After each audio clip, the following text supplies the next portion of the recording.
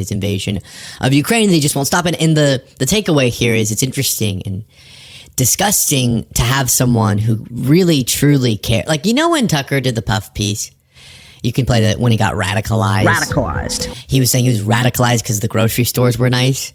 Which, by the way, there's a HEB here in Austin, which is a grocery store that has one of those cart escalators. I haven't been to it yet, but somebody told me that. And it cracked me up because he thought that was the coolest thing ever in Russia. Look. And, look, Ma, no hands, he said in this puff piece for Putin because the grocery cart went up an escalator. Radicalized. And he was radicalized. And and his argument has always been, listen, say what you want about Putin. Say what you want. Okay, killing a bunch of people, whatever. But he's doing what he thinks is best for Russia. And even if he believed that, that doesn't justify war crimes and mass murder and all the things that Putin is doing just because he wants glory and more land and more resources and has this sort of view of the Soviet Union coming back or whatever. But also, he can't believe that because his economy wouldn't be seeing the troubling signs, even though, as happens during war, there was a big boost in growth because of you kick it into gear in the defense industry and that can fuel things for a period of time. But once that pulls back, you pull that sort of like blanket off and what's under there is pretty nasty. And so it's not good for the Russian people. He sent hundreds of thousands of Russians to die for this imperialist goal. And it's just bad all around. So we'll get to that. But first, Trump was asked again about a potential offensive by Russia. And again gives the, now we'll see response. Russia has about 50,000 troops stationed outside of Sumy in Ukraine. What will you do if Russia authorizes an offensive? We'll see what happens. I'm watching it very closely. Mr. President? Yeah. We'll see what happens. How many times, if you're a regular viewer of the show, have we heard that? The U.S. president has no interest, despite saying he was going to address or solve or get peace in 24 hours. He has no interest in actually putting any pressure on Putin. The Kyiv Insider says Trump administration just lifted sanctions on several Russian banks close to Putin, going in the opposite direction. But meanwhile, Putin says Russia will cut military spending as economy on the brink of going into recession. This could be good for Ukraine. This could be good. As we go through this, please do click the subscribe button. Just by clicking that button, it's free, completely easy through YouTube. It helps us algorithmically, whatever. I just hate that. It's so cringy. Fight the algorithm with me.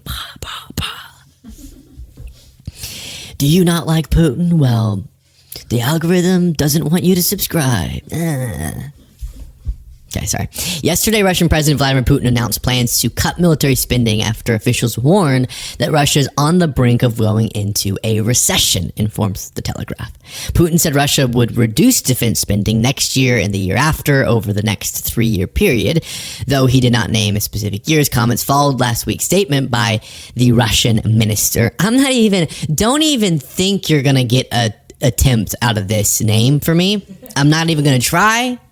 Well, Luke, actually, I'm not even going to try this time, but Maxim, who warned that the country's on the brink of going into a recession, a significant economic slowdown. And essentially, their economy, because some of the people like Tucker and others will go, and we heard this in his conversation with Witkoff, I think, he'll go, if Putin was so bad, why is he doing such good things for the Russian people? Their economy is growing at a pretty strong clip, but kind of artificial. We grew for 2 years at a fairly high pace because free resources were activated. We need to understand, this is the minister or whatever, that many of those resources have truly been exhausted. The country is also facing a labor shortage because of how many people are being pulled in the defense industry, etc. So it's a dire situation potentially. Kaylin Robertson, who is a journalist who does really incredible reporting on the ground in Russia, brought this to my attention. So this week, Putin said something unlike anything he said before. He directly addressed Russia and gave them a warning and said, we're going to have to start worrying and we're going to have to start dealing with the economy. And what that means is one thing. brace for impact. And this is unlike anything he's ever said before. And it shows that Russia is in a seriously, seriously bad position. And I know endlessly in our headlines and on our news feeds, we see constant articles about how Russia's on its knees, Russia's about to collapse, Russia's all over, Putin's going to be killed by oligarchs.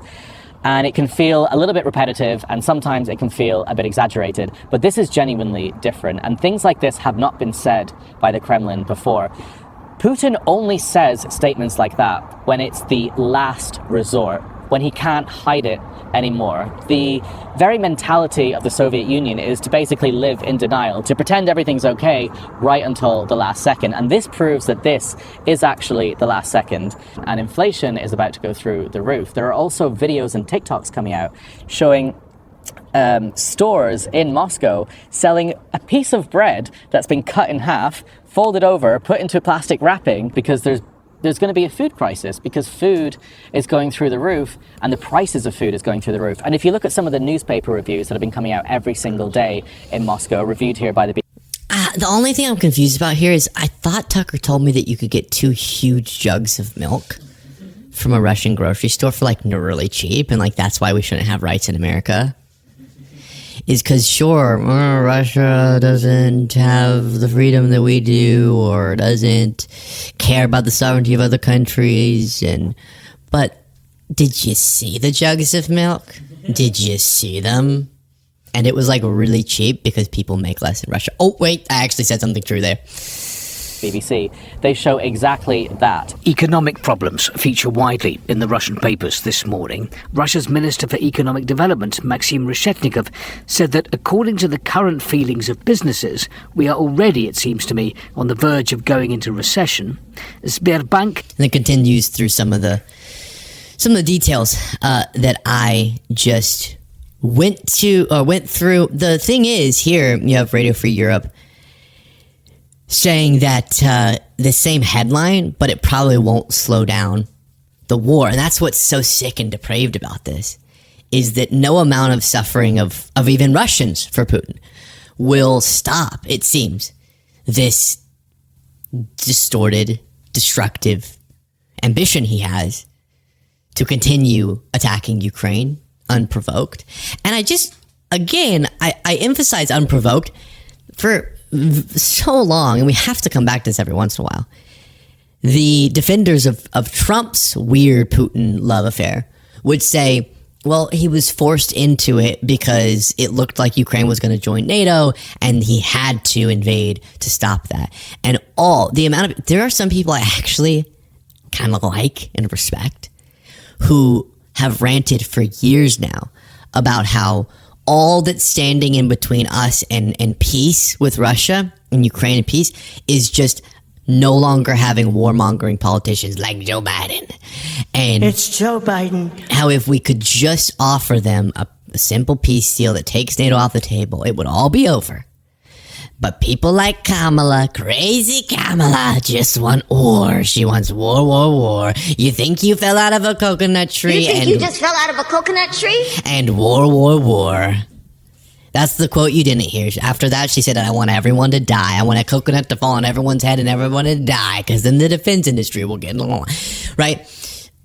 And those people haven't circled back and gone, oh, Trump now became president. He was willing to offer taking NATO off the table, giving territorial concessions, giving defense concessions, so much. And Putin still, despite those things, peace on the table, Ukraine completely agreeing to a ceasefire, all of it, still, he's invading. So will any of those people, again, I'm thinking of one particular, who I actually like a lot of the times, and made that argument, and has not circled back and gone, I was wrong. Sometimes we're wrong. Please, it matters. Share your thoughts in the comments.